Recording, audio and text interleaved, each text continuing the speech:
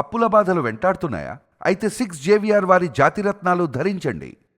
Hi hello నమస్తే welcome to our channel. నేను మీ చార్మి. బీరంగూడలో జరిగిన ఇన్సిడెంట్ అయితే మనందరికీ తెలుసు. బీరంగూడ ఏరియాలో శ్రవణ్ అనే అబ్బాయిని శ్రీజ వాళ్ళ పేరెంట్స్ అయితే చంపడం జరిగింది. అది కూడా ఇంటికి పిలిచి చంపారు అని ఒకటి వినిపిస్తుంది. అదే కాకుండా ఇటు శ్రీజని కొడుతున్న సమయంలో ఆయన్నే వచ్చి అలా ఇట్లా కొన్ని కొన్ని కథనాలు అయితే వినిపిస్తున్నాయి. కానీ ఇందులో ఇప్పుడు ఒక పెద్ద బ్రేకింగ్ అయితే బయటకొచ్చిందనమాట. అది కూడా శ్రీజ వాళ్ళ పేరెంట్స్ దగ్గర నుంచి. ఒక్కసారి ఈ ఆడియో వినే ప్రయత్నం చేయండి. అంటే కలుద్దామని ఇట్లా నార్మల్ గా నాకు చెప్పిండు, అది నాతో షేర్ చేసుకున్నాడు. ఏమంటే వాళ్ళ ఇంట్లో వాళ్ళ మమ్మీ ప్రస్తుతం ఉంటుంది, వాళ్ళ హస్బెండ్ తో కాదు, పెళ్లి చేసుకున్న ఆయనతో కాదు, ఒక 6-7 years నుంచి వేరే ఎవరో ఒక ఆయన తోడు రిలేషన్ లో ఉండి ఇద్దరు కలిసి ఉంటున్నారు. ఆ ఎవరితో అయితే ఉంటున్నాడో ఆ వ్యక్తి ఈమెతోటి మిస్బిహేవ్ చేస్తాడు. అది సో మెయిన్ పాయింట్ అదనమాట. శ్రీజ ఇప్పటికీ 3 సార్లు ఇంట్లో నుంచి బయటకు వచ్చిందంట. ఈ అబ్బాయితోని శ్రవణ్ నేను నీతోనే ఉంటా అని చెప్పి 3 సార్లు బయటకు వచ్చిందట. అప్పటికి శ్రవణ్ వాళ్ళ ఫ్రెండ్స్, ఇంకో విషయం ఏంటంటే శ్రవణ్కి పేరెంట్స్ లేకపోవడంతో ఆయన ఫ్రెండ్స్ని ఇంకా ఓన్ బ్రదర్స్, ఓన్ ఇంకా తమ్ముళ్ళు అందరూ అన్నట్టుగా చాలా ప్రేమగా ఉండేవాడట మనిషి. అయితే ఆయన అరే నేను ఇలా అమ్మాయి వచ్చేస్తా అంటుందిరా అని చెప్తే, వద్దురా నీకు జాబ్ లేదు, కొన్ని రోజులు అయినాక చూద్దామన్నట్టుగా కూడా మాట్లాడేట. అప్పట్లో వీళ్ళు 3-4 సార్లు వచ్చినప్పుడు చాలాసార్లు ఆ అమ్మాయి చెప్పేదంట, అసలు నాకు ఆ ఇంట్లో ఉండాలని లేదు, నాకు అక్కడ ఉండబుద్ధి అవ్వట్లేదు, ఆ మనిషి నాతో హెరాస్మెంట్గా బిహేవ్ చేస్తాడు, అదేవిధంగా తప్పుడుగా మిస్బిహేవ్ చేస్తున్నాడు నాతో అని చెప్పేసి ఈ అబ్బాయి కంప్లైంట్ ఇచ్చినప్పుడు, సరే కొద్ది రోజులు ఉండు, ఎందుకంటే నువ్వు బయటకు వస్తే ఇక్కడ నా పరిస్థితి కూడా బాగాలేదు అన్నట్టుగా అబ్బాయి పాపం మంచిగానే చెప్పిండు. ఇంకా అమ్మాయికి పరిస్థితి బాగాలేక చాలాసార్లు ప్రయత్నించింది, ఇంకా అక్కడ నుంచి ఎట్లయినా వెళ్ళిపోవాలి. ఇక వీళ్ళ అమ్మాయి వాళ్ళ అమ్మ వేరే ఆయనతోని గత 7 సంవత్సరాలుగా రిలేషన్లో ఉందంట. గత 7 సంవత్సరాలుగా ఆయన భర్తతోని కాకుండా ఇంకొక ఆయనతో రిలేషన్లో ఉంది అనే వాదన ఎక్కువగా వినిపిస్తుంది. ఇక ఇక్కడ వాళ్ళ మదర్ కొన్ని ఆడియోస్లలో ఎట్లా అంటే చాలా పద్ధతిగా మాట్లాడు, కొన్ని దాంట్లలో వాడు ఎవడైతే ఏంది, వాడు ఏ క్యాస్ట్ అయితే ఏంది అని అట్లా మాట్లాడుతుంది. ఇక్కడ ప్రాబ్లం అనేది క్యాస్టో వీళ్ళు ఇట్లానో కాదు. ఇక్కడ ప్రాబ్లం ఏంటి, అసలు శ్రవణ్ని ఎందుకు చంపారు, మీరు చంపే అర్హత మీకు అసలు ఎవరిచ్చారనే టాపిక్ నడుస్తుంటే ఆమె ఇంకేదో మాట్లాడుతుందన్నమాట. ఇక వాళ్ళ ఫ్రెండ్స్ చెప్తున్న విషయాలలో మనం ఇంకా లోతుకు వెళ్ళి చూస్తే, శ్రవణ్ ఒకసారి వీళ్ళ పేరెంట్స్ దగ్గరికి దింపడానికి వెళ్ళినట. ఇలా చాలాసార్లు ఇంట్లోంచి వచ్చేసింది కాబట్టి ఓసారి వాళ్ళ ఫ్రెండ్స్ అందరితో వెళ్తే వాళ్ళ మేనమామ, అమ్మాయి వాళ్ళ మేనమామ ఏం చేస్తున్నాడంట అంటే కత్తులు పట్టుకొని, చిన్న మనకి కత్తులు దొరుకుతాయి కదా, అలాంటి కత్తులు పట్టుకొని చంపేస్తారా మిమ్మల్ని వార్నింగ్లు ఇస్తున్నాడంట ఈ అబ్బాయిలకి. అయితే ఎవరైతే వెళ్ళారో వాళ్ళందరూ చెప్తున్నది ఏంటంటే, ఆ అమ్మాయికి ముందు నుంచే కూడా చాలా ప్రెజర్గా పెంచారు. ఆ అమ్మాయికి ఏ రోజు కూడా మనశ్శాంతి లేకుండా, ఇక ఆ అమ్మాయి ఎక్కడికి వెళ్ళినా అన్నీ తెలుసుకోవాలి, ఇవన్నీ చేస్తూ ఉంటే ఆ అమ్మాయి చూడలేక భరించలేక ఒకసారి నువ్వు రా అని చెప్పేసి గండిమేసమ్మ ఏరియాలో అంట, ఇది అంటే వాళ్ళ అమ్మగారు చెప్పిన ఆడియో ప్రకారంగా గండిమేసమ్మ దగ్గర ఇంటిమేట్ అయ్యారు అనేది అయితే తెలుస్తుంది. అయితే వీళ్ళు ఇంటిమేట్ అవ్వడానికి కూడా ఒక కారణం ఉండొచ్చు అని చెప్పేసి ఒక వాదన నడుస్తుంది. అదేంటంటే పేరెంట్స్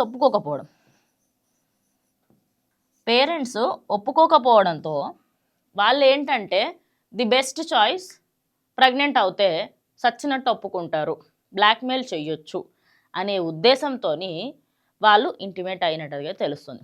అది నిజమా కాదా అనేది పక్కబెట్టి చాలామందికి ఈ యొక్క మైండ్ సెట్ ఉంటుంది అనమాట. ప్రెగ్నెంట్ అయ్యారు అని చెప్తే ఖచ్చితంగా పిల్లలు పెళ్లి చేస్తారు, పేరెంట్స్ ఒప్పుకుంటారు అన్నట్టుగా అదొక అపోహలో బతుకుతారు. అయితే ఈ స్టోరీ మొత్తంలో ఎక్కడా కూడా అసలు వీళ్ళిద్దరితో నాకు తప్పు ఉందా రైట్ ఉందా అని చెప్పి ఎందుకంటే వాళ్ళు చిన్నప్పటి నుంచి వాళ్ళ లవ్లో వాళ్ళు ఉన్నారు, ఏ రోజు కూడా వాళ్ళ ఇంట్లో అంత పెద్ద ప్రాబ్లమ్స్ ఏం రాలేదు. ఇంకోటి ఏంటంటే ఈ అబ్బాయి వాళ్ళ ఇంట్లో ఓకే, ఓన్లీ శ్రీజ వాళ్ళ ఇంట్లోనే ప్రాబ్లం. అక్కడ వాళ్ళ అమ్మ ఒక రకంగా మాట్లాడుతుంది, అదేవిధంగా వాళ్ళ నాన్న ఇంకో రకంగా మాట్లాడుతున్నారు. అసలు ఇక్కడ ఎవరి మాట నమ్మాలి, ఎవరి మాట నమ్మకూడదు అనే సిచ్యువేషన్ అంతా క్రియేట్ అవుతుంది. అసలు ఎందుకు ఇంత రచ్చ, ఆ అబ్బాయిని చంపకపోయి ఉంటే అయిపోయేది కదా, మీరు మాట్లాడకుండా సెటిల్ అయ్యేది కదా అని ఇంకొంత అంటారు. ఇక ఫ్రెండ్స్లలో అదేవిధంగా అక్కడ ఉన్న వాళ్ళల్లో కూడా అందరూ ఏమంటున్నారంటే, ఈ అమ్మాయిది అదేవిధంగా అబ్బాయిది ఎలాంటి తప్పు లేదు, అక్కడ పేరెంట్స్ దగ్గరనే డిఫాల్ట్ ఉంది. ఇంకోటి, ఈ చంపిపించిన వాళ్ళల్లో అమ్మ ఒకటి, తమ్ముడు, ఈ అమ్మాయే బీటెక్ చదువుతుందంటే 18 సంవత్సరాలు ఉంటాయి, లేదా 19, పోనీ 20 పట్టుకుందాం. తమ్ముడు ఆయన ఇంకా మైనర్ అయ్యి ఉంటాడు, అది కూడా అయ్యి ఉండొచ్చు, అయ్యే ఛాన్సెస్ ఉన్నాయి. ఇంకోటి వాళ్ళ తండ్రి. అసలు ఇప్పుడు ఇక్కడ పెద్ద డౌట్ ఏంటంటే ఏ తండ్రి, ఫస్ట్ ఫాదరా సెకండ్ ఫాదరా అనేది బిగ్గెస్ట్ డౌట్. మరి అసలు ఇంత జరుగుతున్నా కూడా వీళ్ళ ఫ్రెండ్స్ అందరూ ఇప్పుడే అండ్ ఏమంటున్నారంటే ఖచ్చితంగా దీని మీద మాకు జస్టిస్ కావాలని చెప్పి అడుగుతున్నారు. అసలు ఈ స్టోరీ మొత్తం వింటున్నా కొద్దీ అంటే గంటకు ఒక న్యూ అప్డేట్, ఒక కొత్త ఆడియో బయటకు రావడం, ఒక కొత్త వీడియో బయటకు రావడం జరుగుతుంటే అసలు ఎక్కడ ప్రాబ్లం స్టార్ట్ అయింది అనేది ఇప్పటికి ఒక క్లారిటీనే రావట్లేదు. ఎందుకంటే స్టార్ట్ అయింది బీరంగూడలో, అక్కడ శ్రవణ్ అనే వాళ్ళు 9వ తరగతి 10వ తరగతి ప్రేమించుకున్న తర్వాత బీటెక్లో వేరే కాలేజ్లో చేరుతున్నారు, చదువుకున్న తర్వాత వాళ్ళిద్దరు డిఫరెంట్ కాలేజెస్లో ఉన్నప్పటికీ కలుసుకున్నారు. ఇక్కడ వరకు బాగానే ఉంది. ఇంట్లో ఆ అమ్మాయి ప్రెగ్నెంట్ అని తెలిసిన వెంటనే ఆ అమ్మాయిని చితకబాదారు. ఇప్పుడు ఆ పిల్ల ఐసీయూలో ఉంది. మరి ఆ పిల్ల పరిస్థితి ఏంటి? మీ కన్న కూతురే కదా, మీరు ఆ అబ్బాయిని చంపారు సరే, ఇప్పుడు మీ కన్న కూతురు పరిస్థితి ఏంటి అంటే అమ్మకి ఎలాంటి బాధ లేదు. ఇంకొకటి ఉన్నాయన మరి నిజంగానే వాళ్ళ ఫ్రెండ్స్ చెప్పినట్టు ఆమె ఒరిజినల్ తండ్రి కాడో అవునో అనేది బిగ్గెస్ట్ క్వశ్చన్. ఇంత జరుగుతుంది, వాళ్ళ అమ్మేమో వాడు ఎవడైతే నాకేంది అన్నట్టుగా రుబాబుగా మాట్లాడుతుంది కొన్ని ఆడియోస్లలో. అసలు ఎవరి మాట నమ్మాలి? ఇక్కడ అబ్బాయికి పేరెంట్స్ లేవు. వాళ్ళ పెద్దమ్మ ఏమైనా ఉంటే చెప్పరా, ఏమైనా ఉంటే చెప్పరా అని ప్రతిరోజు అడిగేదట. ఏం లేదనే చెప్పినట. కానీ ఇంత అవుతుంది, ఇంత దారుణానికి ఒడిగడతారని చెప్పేసి వాళ్ళు అస్సలు అనుకోలేట. ఇక దీనికి పరువు హత్య అంటున్నాం. కానీ అసలు ఇక్కడ పరువు గురించి మనం మాట్లాడే కంటే ముందు కూడా అక్కడ చిన్నపిల్లల భవిష్యత్ అండి. ఆ అబ్బాయికి మహా అంటే 20 ఏళ్ళు ఉంటాయేమో. బీటెక్ అంటే 21, 22, దానికన్నా మించి ఉండవు. కంప్లీట్ అయ్యేలోపు 22 వస్తాయి. మరి అలాంటిది ఒక 22 ఏళ్ళ మనిషిని అట్లా ఎట్లా చంపిర్రు అనేది ఇప్పుడు అందరికీ బిగ్గెస్ట్ క్వశ్చన్. మీ అమ్మాయికి సంబంధించి మీరు సంజాయించుకోనో లేకుంటే మీరు ఇంకేదో ఆప్షన్ చూస్ చేసుకుంటే అసలు ఇదేంటిది అని అందరూ అయితే అడుగుతున్నారు. మరి ఇది ఎక్కడి వరకు వెళ్తుంది? ఇప్పుడు వాళ్ళ ఫ్రెండ్స్ నుంచి అయితే ఇది తెలిసింది. రేపటి రోజు ఇంక వాళ్ళ మదర్ కానీ లేకపోతే వాళ్ళ ఫ్యామిలీ ఇంకెవరైనా ఏమైనా విషయాలు చెప్తారా ఏంటి అనేది స్టే ట్యూన్ టు మనం టీవీ. సో ఖచ్చితంగా మీకు complete details updates day by day ఇస్తూ ఉంటాం. మరి దీని మీద మీరు ఏమనుకుంటున్నారు? అంటే తల్లేమో ఇట్లా కూతురుని చేసిన దానికి ఆమె తప్పు బట్టి ఆమెను తిట్టడం, ఆమెను చంపడం వరకు అబ్బాయిని వెళ్ళిర్రు. మరి ఇంత జరుగుతుంది, అసలు ఇలాంటి సంఘటనలు జరగకుండా ఉండాలని మళ్ళీ కోరుకుందాం.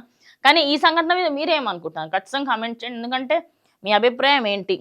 వీళ్ళ పరిస్థితి, వీళ్ళ ఫ్యామిలీ గురించి కానివ్వండి, ఏదైనా సరే మనకి ఈ శ్రవణ్ సాయిని చంపేయడం అనేది అసలు ఈ టాపిక్ పైన, ఈ పరువు హత్యల కేసుల పైన మీ అభిప్రాయం ఏంటో ఖచ్చితంగా కామెంట్ చేయండి. ఇది వాటి వీడియో, ఇంకో వీడియోతో మళ్ళీ కలుస్తాం.